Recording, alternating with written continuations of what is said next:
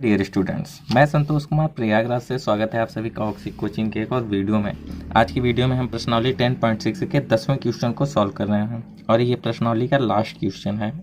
Part जे का ये video है। सारे पार्ट की वीडियो चेक करने के लिए आप डिस्क्रिप्शन को देख सकते हो या फिर 9 क्लास की सारी वीडियो एक ही बारी में अगर आपको चेक करना हो तो आप आई बटन या फिर डिस्क्रिप्शन कहीं पर भी चेक करो, आपको 9 क्लास के लिए प्लेलिस्ट मिल जाएगी। वीडियो शुरू करने से पहले सब्सक्राइब कीजिए ऑक्सी कोचिंग यूट्यूब चैनल को और बेल आइकन को ऑल पे कीजिए जिससे फ्यूचर में कोई वीडियो आप मिस ना करो। अगर आपने पहले से ही सब्सक्राइब कर रखा है तो थैंक यू वेरी मच। तो आज का क्वेश्चन है, किसी त्रिभुज ABC में यदि एंगल A का समद्विभाजक तथा BC का लंब समद्विभाजक प्रतिच्छेद करे तो सिद्ध कीजिए कि वे त्रिभुज ABC के परिवृत्त पर प्रतिच्छेद करेंगे। समझ में आया आपको क्या इसने बताया? देखो, सर्वप्रथम एक त्रिभुज है। देखो, त्रिभुज और परिवृत्त दो नाम आया है ना। तो त्रिभुज का परिवृत्त तो आपको पता ही है कि किसी वृत्त के अंदर अगर कोई त्रिभुज हो तो उस वृत्त को त्रिभुज का परिवृत्त कहते हैं। समझ में आया? तो देखो, ये एंगल A, B और C हो गया।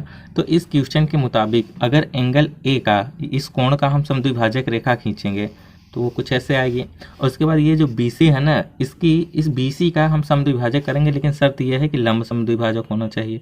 तो ये कुछ ऐसे होगा। और ये दोनों रेखाएं यानी कि एंगल A की समद्विभाजक तथा BC का लंब समद्विभाजक, ये दोनों रेखाएं एक दूसरे को जिस भी बिंदु पे काटेंगी, मान लो D बिंदु पर काट रही हैं, तो ये जो पॉइंट D है ना वो वृत्त की परिधि पर होना चाहिए। यही चीज़ हमें प्रूफ करना है। आई होप कि अब आप समझ गए हो कि क्या प्रूफ करना है।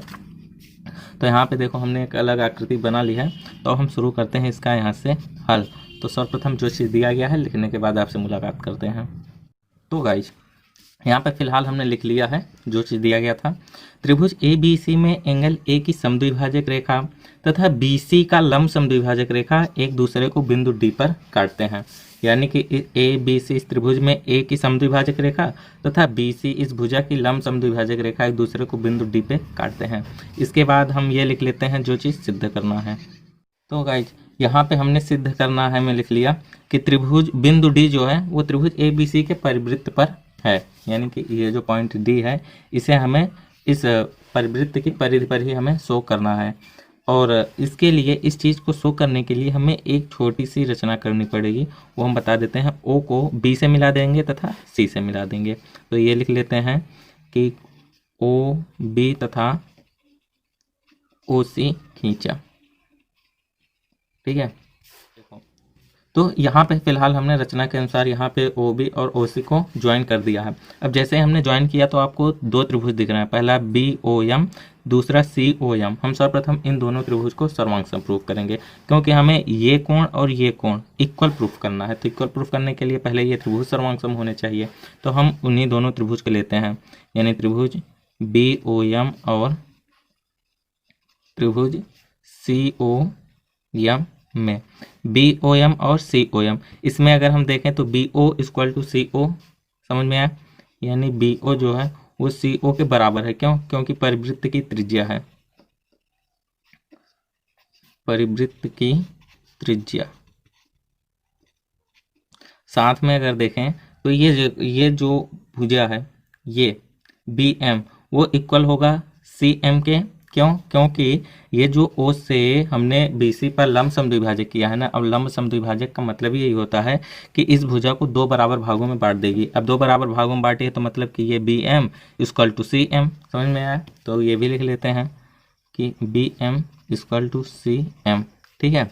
इसके बाद अब आप देखो तो ये OM जो भुजा है वो दोनों त्रिभुजों में उभयनिष्ठ है। तो ये भी लिख लेते हैं OM इक्वल टू OM। तो OM इक्वल टू OM उभयनिष्ठ है।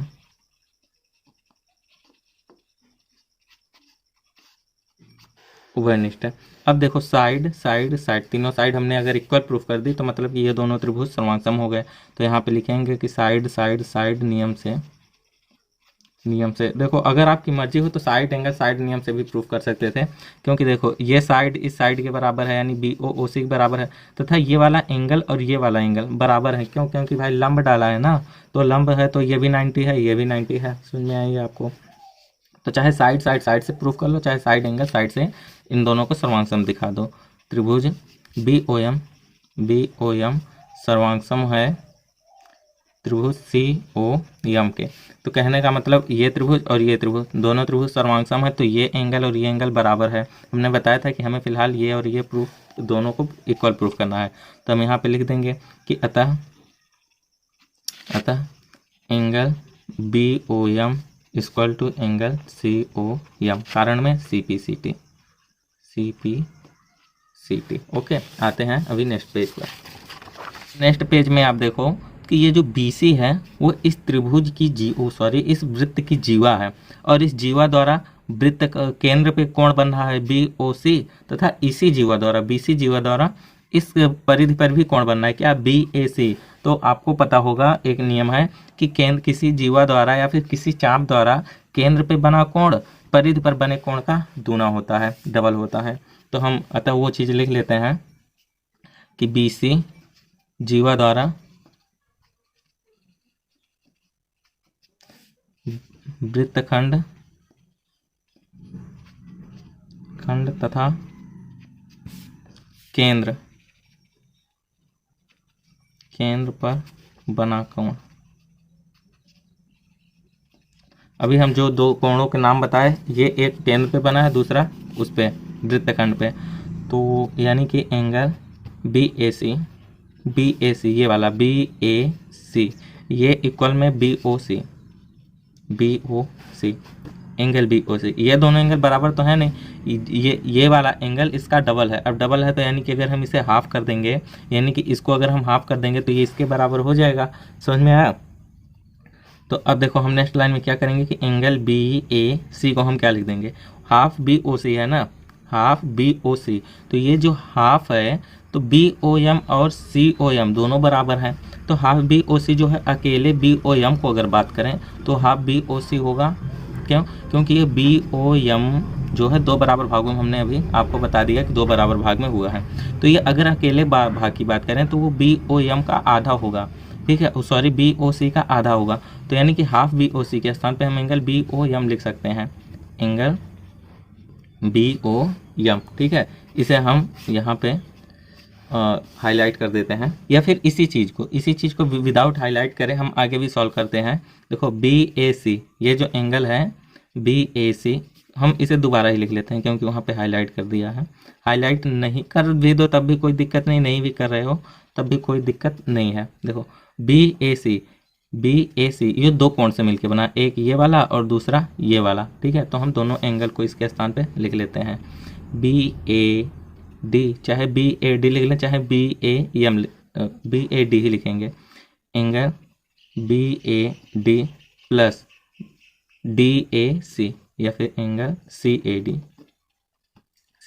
Equal to angle BOM। अब आप गौर करो तो ये जो BAD और CAD है ये दोनों ही एंगल आपस में बराबर हैं। क्यों भाई?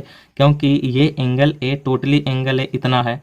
अब एंगल A में ये जो AD है वो एंगल A की समद्विभाजक रेखा है। इसने बताया था कि एंगल A का समद्विभाजक रेखा, अब समद्विभाजक रेखा है तो यानी कि ये एंगल और ये एंगल, दो एंगल में ये जो पूरा का पूरा एंगल A था वो दो कोण में टूट गया और दोनों ही कोण आपस में बराबर होंगे, ठीक है। तो यानी कि BAD जो है टोटली कहें तो वो CAD के बराबर में है। तो हम एंगल CAD को क्या लिख सकते हैं, एंगल BAD लिख सकते हैं ना, एंगल BAD प्लस एंगल इस CAD को, यानी इस एंगल को हम इसके, यानी कि इस एंगल को हम ये एंगल लिख सकते हैं, यानी कि CAD को हम BAD लिख सकते हैं। तो एंगल CAD के स्थान पे हम एंगल BAD ही लिख देंगे इक्वल टू एंगल BOM। अब देखो BAD दोनों को अगर हम प्लस कर दिया तो 2 एंगल BAD है, ठीक है, इक्वल टू एंगल BOM। अभी हम क्या करेंगे कि इसको LHS को इधर कर देते हैं, यानी कि इसको हम LHS में लेके आते हैं, इसे RHS में। तो एंगल BOM जो है इक्वल टू 2 एंगल BAD, ठीक है। और यहाँ पे ये जो एंगल BOM है ये गौर करो इस एंगल को शो कर रहा है, BOM जो है इस एंगल को शो कर रहा है। तो इसी एंगल को हम BOM ना पढ़ के BOD पढ़ सकते हैं ना, पढ़ सकते हैं, क्योंकि भाई OMD एक सीधी रेखा है तो हम BOM को सिंपल BOD लिख देंगे, angle BOD equal to 2 angle BAD। तो अभी यहाँ पे जो चीज़ हमें प्रूफ करना था प्रूफ हो चुका है, बस आपको समझने की ज़रूरत है। देखो हमने क्या प्रूफ किया कि ये जो बी ओ डी है वो 2 एंगल बी ए डी के बराबर में है, यानी कि ये वाला जो एंगल, सिर्फ इतना एंगल, ये जो बी ओ डी ये वाला जो एंगल है वो इस एंगल का डबल है, सिर्फ इतने का डबल है, ये पूरे का नहीं, सिर्फ इतने का डबल है। वैसे पूरे के बराबर होगा, मगर हम ये कह सकते हैं कि सिर्फ इतने का डबल है। और ऐसा कब होगा? ऐसा तब होगा जब बी डी एक, या चाहे तो बी डी एक जीवा हो, चाहे बी डी एक चाप हो। क्या? कि जब बी डी एक चाप हो या फिर बी डी एक जीवा हो, क्योंकि किसी जीवा द्वारा वृत्त के केंद्र पे बना कोण वृत्त के परिधि पर बने कोण का डबल होता है। तो यानी कि ये देखो, केंद्र पे बना कोण ये रहा और परिधि पर बना कोण ये रहा, उसी जीवा द्वारा, सेम जीवा द्वारा बन रहा है बी डी। समझ में आ रहा है ना? ये केंद्र पे बना हुआ कोण है, ये परिधि पे बना हुआ कोण है। तो केंद्र पे जो कोण बना वो परिधि का डबल है, तभी तो हमने परिधि के कोण में डबल किया है इक्वल प्रूफ करने के लिए। और ऐसा कब होगा? जब बी डी एक या तो जीवा हो चाहे चाप हो। तो हम उसी चीज को यहाँ पे लिख लेते हैं। चूंकि एंगल बी ओ डी केंद्र पर बना कोण है, केंद्र पर बना कोण है, तथा एंगल बी ए डी परिधि पर बना कोण है, एंगल बी ए डी परिधि पर बना कोण है, बना कोण है। अब देखो, केंद्र पे बना कोण परिधि पर बने कोण का डबल होता है, जो कि हमने यहाँ पे प्रूफ कर लिया है। ठीक है, तो अगर हम इसे हम समीकरण 1 मान लें तो यहाँ पे हम लिखेंगे, अतः समीकरण 1 की सहायता से बी